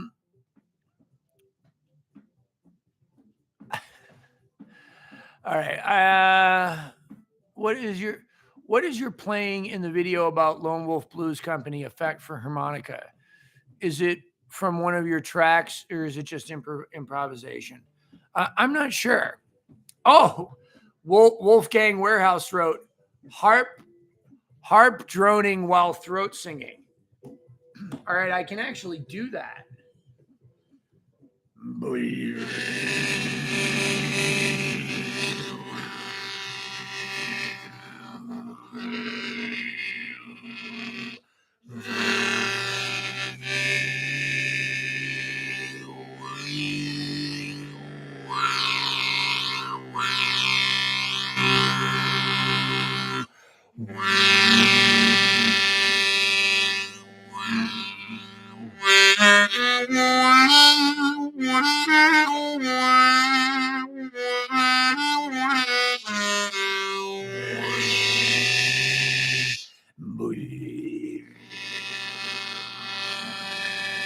There you go. There you go, Wolfgang Warehouse. All right. I don't know what, I don't remember what song it was on the Lone Wolf video. Maybe email me the video and I'll tell you, or email me the name of the video, or type the name of the video. Is it just, it's from the, I don't want to leave the chat right now and go find it, but I'm sorry. Maybe it's in the description box. Hopefully I was smart enough to put it there. A lot of times I put stuff in the description box and people forget to check there. I know I do forget to check on other videos stuff, but anyway, that's why the current Grateful Dead can play any Dead songs. That's right. Right. Stuff like that. Oh, Andrew Parker. Yeah. With the Rick Beto stuff. Yeah. Such awesome. Let's see. Just shot you a quick email. Thanks, bro. I'll check it out. You're the most real rock star on the earth, and actually talk to your peeps on one of your fans if you feel blessed. Thank you, Al. Appreciate you, bro. Hey, Jason, do you think teaching harp helps to learn it more efficiently? God, I hope so. I think so. I do. I think I'm doing good, but I don't practice enough anymore because I spend too much of my time telling people to practice, which is lame. Here in Toronto, small clubs still aren't paying bands shit. In some cases, they pay bar bucks, which can only be redeemed at the bar. No, company store. They are bleeding too, but hey, any comments? Yeah, don't play them bars. Which you go ahead and rent a room across the street from that bar and charge your own cover, put your own PA in there, sell some beer illegally. Do it, go Bobby Rush style on them. Dude, I think they felt that in Australia. Hey, man, thank Wolfgang Warehouse. He's the one who gave it. My follow-up is, have you run into any nickel and diming? Yeah, man, all the time. Yeah, still now. People try to do it. Oh, somebody wrote From the Soul. That's the song. Yeah, that's the song, I bet, in that YouTube thing, in that YouTube video from the Lone Wolf thing. That's on here. If you search From the Soul, Jason Ricci, it's a song I recorded with Eric Deaton. When will you release a concept album about sharks, Scott Kramer, my man? And are you at all fearful of shark attack misinformation sparking even more cancel culture in the blues community? Absolutely, hello, man. Discover card here. Oops. Discover card. Be quiet. All right. Yeah, Scott Kramer. I love you, bro. I love you. I was talking to Hummel yesterday, and he was telling me he was going on tour. And I was thinking, man, it made me think of you. And I was thinking, man, I just wish I had enough money to have Kramer with me constantly. And I mean that, dude. But yeah, you're the funniest guy I've ever met, dude. And you own the club when you walk in. There's not a rock star on the planet that commands respect the way I have seen you when you walk into a club in a suit that you've been wearing for 18 days in a row. You're the man, dude. You are the fucking man. All right, pardon my language. Boston bars suck too. Great advice, Jay. Illegal. That's what Junior Kimber used to do, right? They had their own little joint. They bought beer and resold it, right? And it's probably illegal, right? But that's what they did, right? But you could, even without the beer, right? You could do bring your own bottle type of thing, okay? And you charge a cover at the door, all right? And then you bring them in yourself, right? And you do it at a Lions Club. The first week, maybe you don't make any money, but you're not making any money at that other bar doing bar bucks, right? So then the next week, maybe people start going, hey, man, there's this band that played at this little club, and they had lampshades for lights and It was great, man. They were digging it. All their friends were there. They were letting loose. You know, we didn't have to buy any beer. Do it yourself, man. Screw them. Nobody wants you till you don't need them. As soon as you start doing well, that club will go, oh, you know what? We'll give you $700 if you come. You'll go, seven. We're making $1,100 over there. Oh, really? Oh, well. All right. Well, can you prove it? Yeah. Here's a receipt. Here's how much money I made. Look. Well, okay. Well, we'll give you 12. That's how it works. That's how the whole music industry works. Get mad. Don't get mad. Get even, right? Be patient. Be nice. Do it yourself. Nobody wants to. You don't need them. Not a booking agent, not a manager, not a record label, right? No record label is going to sign you until they know that you can sell records. How do they know that you're going to sell records? You got to sell records on your own, out of the back of your car, at gigs, online, on YouTube, on Facebook. And you got to keep track of that. I got my first record deal with Delta Groove by sending receipts of the CDs that I had bought. And I sent them enough receipts to prove that I had sold 12,000 CDs. And I said to them, now either I have a house full of 12,000 CDs, or with this schedule here that you can see online, which was 300 days a year, either I sold 12,000 CDs on all these shows. I didn't even send them a copy of the CD. And they called me up that day and signed me. All right. Business. It's a bank. A record label's a bank. All right. A booking agent is trying to make money off of if nobody knows who you are and they can't get you gigs, how do they make money? Right. Now, their job is to get gigs, right? But they want to work with people that help them too, right? That people that want to book the artist, they don't want to have to sell artists and start them off less. So how do you do that? You book your own gigs for a little while anyway. I had to do it for years before I ever got an agent. There's on Patreon, there's an article. It's called, I wrote it. It won an award despite some misspelling and bad grammar and punctuation. It's called Stay in College.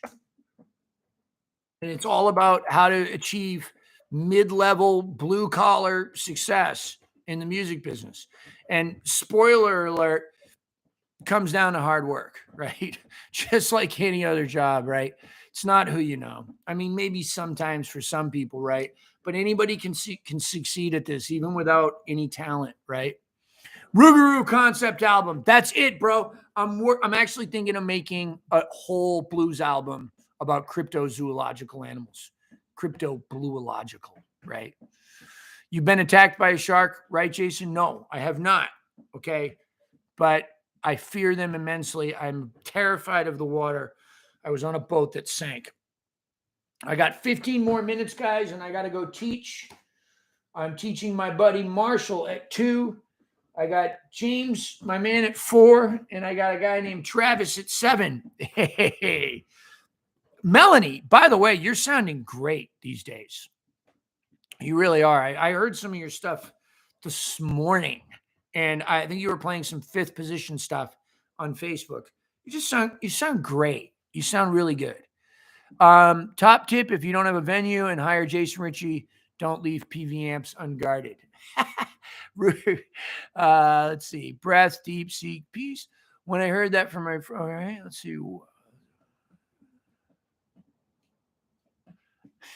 Al. Okay, it's going great with Gulf Coast, CK. And I'm not just saying that because I'm on my current label, all right? Because they're my current label. It is, first of all, Mike and I, Zito, have been friends for years. And he is the best person. Like, he's so nice and so honest and lovely and understanding and all of that stuff. So that it's just really fun working with them. And they promoted the record better than anybody else. They hired Mark Pucci. They call him the mouth of the South. The guy's unbelievable. Blues Broad, who has a very immensely popular YouTube channel. They put her in charge of social media, and she's killing it, right? I mean, she's amazing.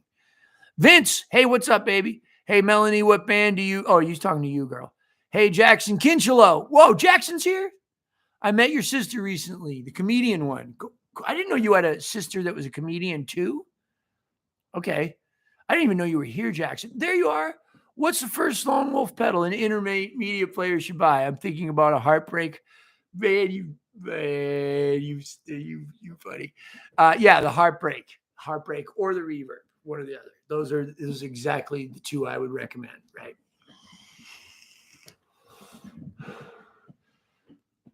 No, I mean it, Melanie. I mean it. I'm not just saying it, right? Like, I follow you on Instagram and Facebook and stuff, and yeah, and I mean, yeah, you're sounding good. Mal, my man Mal's got a YouTube channel too, and so he started off putting out some stuff too there. So you check him out. Do you prefer playing like Little Walter over Big Walter? As for yeah, I don't do much Big Walter stuff. Like I've heard guys that are great at it, and I'm not really one. I just too much into Little Walter. Al, these are dreads, bro. I mean, this is my hair in its most natural state. I did nothing to achieve this other than separating them, and I still have to do that at the roots, right? You can see I need to dye my roots because my hair is basically black, right? And it took like 5 years to lock up tight like this, okay? There's no Grinch fingers here, okay? These are tight dreads. And sometimes I put a little rubber band at the root to get them started and sticking up, right? But that's about it, right? There's some of the rubber bands have grown out and are still in place. The good ones, it's hard to find strong rubber bands. Anyway, thanks, man. I love them, man. This is spiritual hair for me, man. This is my most natural state. And what I'm trying to do, man, as a person, right, is peel away the multiple layers of bullshit that I try to put on every day because I think it will make me cool or people would like me. And I'm trying every minute to be more and more Jason. And the hair reminds me of that. Okay. Like, let it happen. Just let it happen. So that's a big part of it. Plus, I'm not all Italian. I'm half Norwegian. So I might have some Viking, right? I could, right? There were Vikings, right? In Norway. History buffs. Maybe I have some Viking ancestry that I'm honoring. Oh man. All right. CK. Okay, the inspiration behind the song, it starts with me.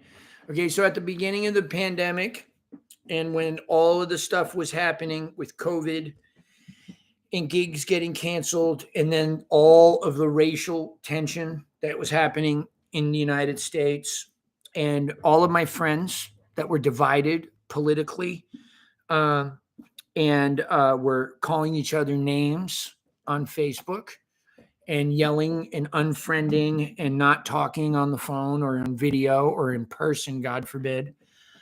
The song It Starts With Me was a constant reminder that I truly believe deep down that if I can calm me, that if I can show love, that if I can show affection, that if I can show patience in my daily interactions with my wife, with myself, with God, with the community, with my neighborhood, with the woman at the grocery store, with the guy passing on the street, with the cat, okay, that truly has an effect on the world. But it has to start here before I can see that elsewhere. All right. I believe in the microcosm and the macrocosm. Especially when you study music, right? It's this big thing, and then you start learning. Okay, well, what's a root note? And then well, what are the three tones that create a single note, right? The vibrations, right? Or there's tritones. Is that what that's called? No, I don't know. They're not called that. But anyway, like if we look at everything, if we just look at stuff through a microscope, we see the whole world, right? We see how it works. We see it in the animal kingdom. We see it in molecular science. It starts with me. That's what it's about. I got to start here, right? I can't change what's happening anywhere else. If I don't have peace in myself or an attempt to find that, I'm not going to see that in the world. Okay. If I'm all messed up in here, and I'm not saying, look, I'm not saying don't fight for things. I'm not saying it's not okay to put your beliefs out there. But Bob Dylan also said, know your song well before you start singing. And people, I'm just trying to learn my own song right now. All right. I'm not, I'll be honest with you. I don't know what's going on. All right. I don't know enough about any of it to have a real opinion. Okay. That doesn't mean that I don't have ideas. That doesn't mean that I don't have opinions. But unless you're like my friend, like Mal, or somebody I've been talking to for years, right? You're not going to hear my opinion because it doesn't matter. Because I'm probably wrong. Because I don't know what's going on. That's what's going on with me. I don't know, y'all. Now, if you want to know about a pentatonic scale or the shaking your head thing, I got an opinion on that all day. That's what I do for a living. That's what I learn. I'm not an immunologist. I'm not a political science expert. I'm not a general or a strategy guy. I'm not an expert in meditation. Okay, I'm not any of these things. All right, I'm a harmonica player. I'm trying to be the best dude I can be, right? And I fail. Like all of us, right? But I got somebody up there that forgives me. I try to reflect that forgiveness to myself and not do it again. All right. It's enough of that preaching. Yeah, starting with the immediate environment. Yeah, man. Even the meanest heart is still warm in a cold world. Oh, it's a nice quote. I have a harp shield, heartbreak, and delay. Recently got a Joyo American Sound Chinese thing, which simulates various amps. Where to place it or just better to use it? I'd put it first. Right, guys? Or last, but not in the middle. Try it first and last and see what happens.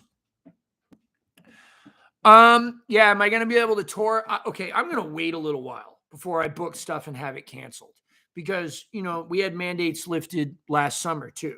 Okay. When, I'm not going to get into it. And then all of a sudden a bunch of stuff was canceled and I didn't have any work. I'm just going to wait. I'm doing this with you guys and I love it. Right. And that's what I'm going to do. My overblows are terrible. I've been trying to get them and I sound terrible. Any suggestions? By the way, the Patreon lesson on the 3-note lick was awesome. Thank you, bro. Thank you, Vince. Thanks for checking out Patreon. I appreciate you being a part of that. I would work on setting up your harps. Okay. So you know that the question is out there. It is not the harp. Okay. Because you're going to have that question for a little while. I played on out-of-the-box harmonicas, and then I learned to set them up myself years and years and years and years in many records before I owned a custom harmonica. Okay.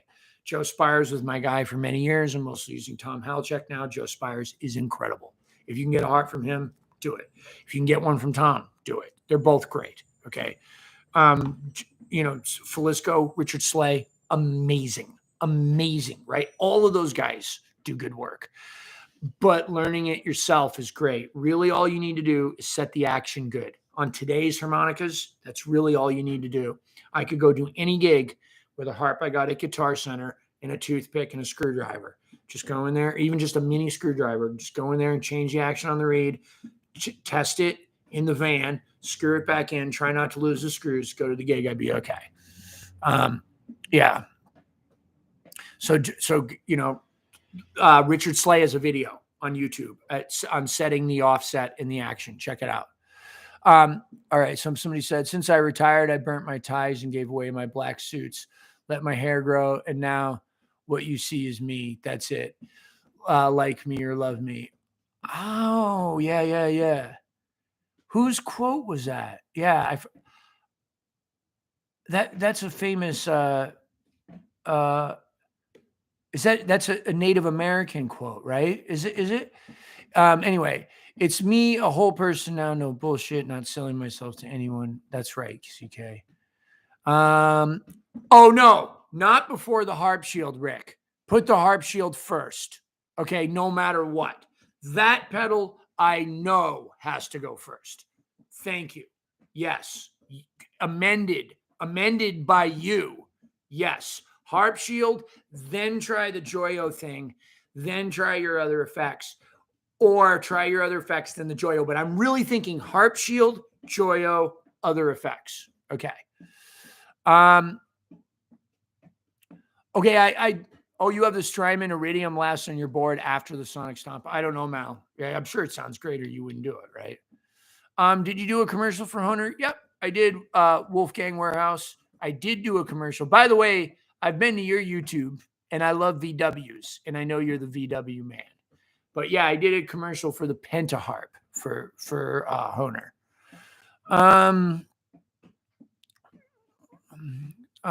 Thanks, Paul. Appreciate it, man. Appreciate you. Thanks for talking about your song. Thank you for asking about my song. That's nice. It's really nice to talk about your own stuff. Jason, how much will you be playing in New Orleans? I'm starting to play more and more. I got 3 or 4 shows this month, okay, here in town and 1 in Baton Rouge. Next month, I got more. All right.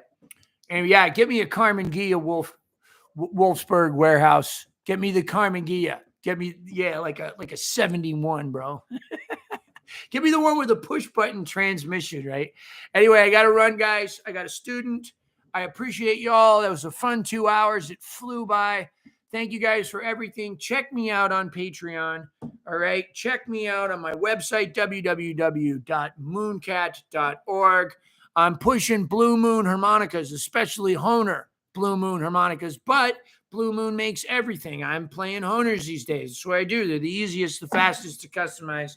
And they're a big, giant, wonderful, incredible company doing lots of stuff for the harmonica community. Yes, some of the stuff in this live stream is kind of paid. Yeah, my opinions on Lone Wolf products they're biased because that's what I play.